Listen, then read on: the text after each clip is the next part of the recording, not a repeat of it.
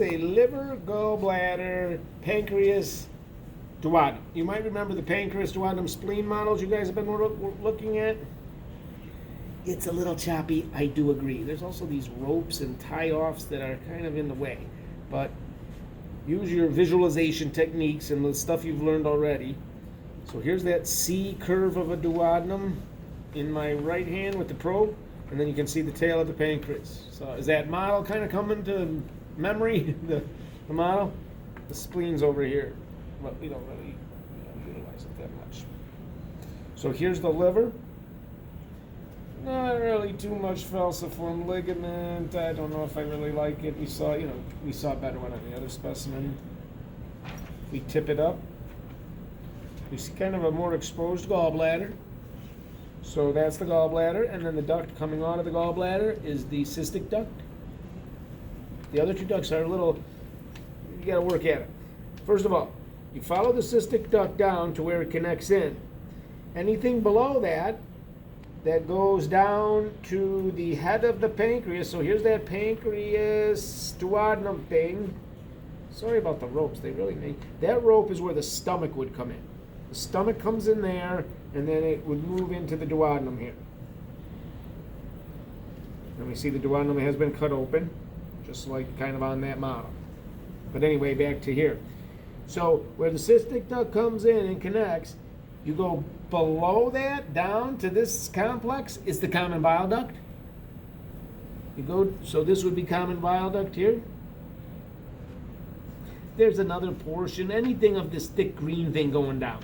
It's a little confusing. It's mainly from the cystic duct below it. Those other two don't mind, but I don't want to confuse you too much. So that's the common bile duct. If you go above the cystic duct into the liver,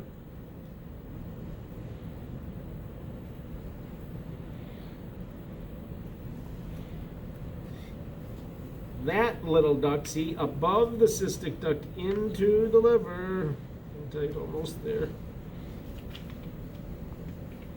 That duct I'm lifting up is the common hepatic duct.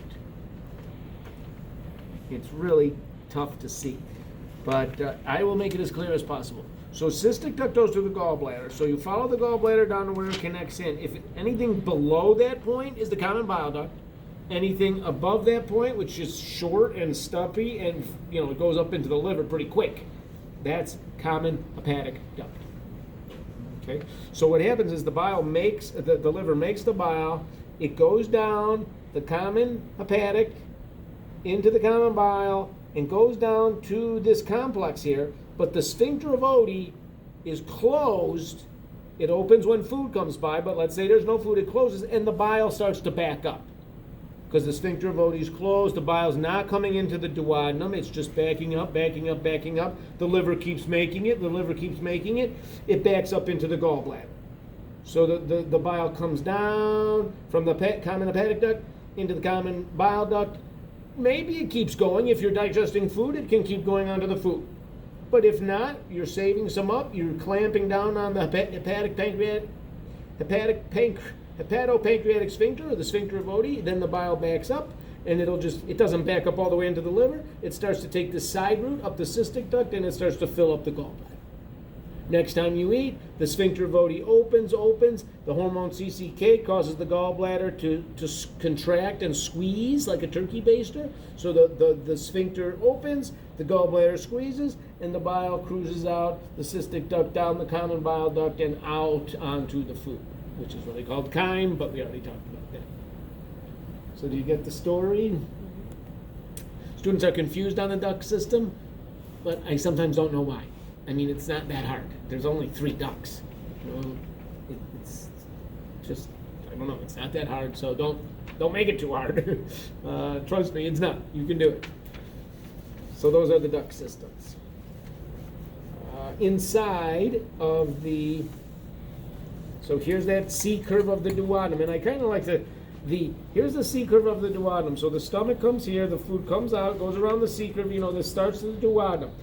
The pancreas comes into that C curve like this, the head of the pancreas. And like this is the rest of the pancreas, my arm. And all the enzymes from the pancreas squirt into the duodenum at that C curve, and I'll show you the opening. That's where the sphincter of Oddi is. See that little opening? That little bump with the opening? That bump is called the duodenal papilla. And then it has the opening where the bile comes in and the pancreatic juice with the enzymes. Then there's the sphincter of Oddi is right around that opening, a little into the wall though, not like right there, but a little. And then those folds are plicae circularis. The folds in the tissue, kind of wrinkly looking folds are plica, which we saw on the microscope. But they're big on the microscope. You can see them with the naked eye as you're seeing them here. So on this specimen, check your lists. Liver, gallbladder, the 3 ducts, the pancreas, the duodenum. We open up the duodenum, we can see the plicae circularis. Anything you want to see? Did you get all that?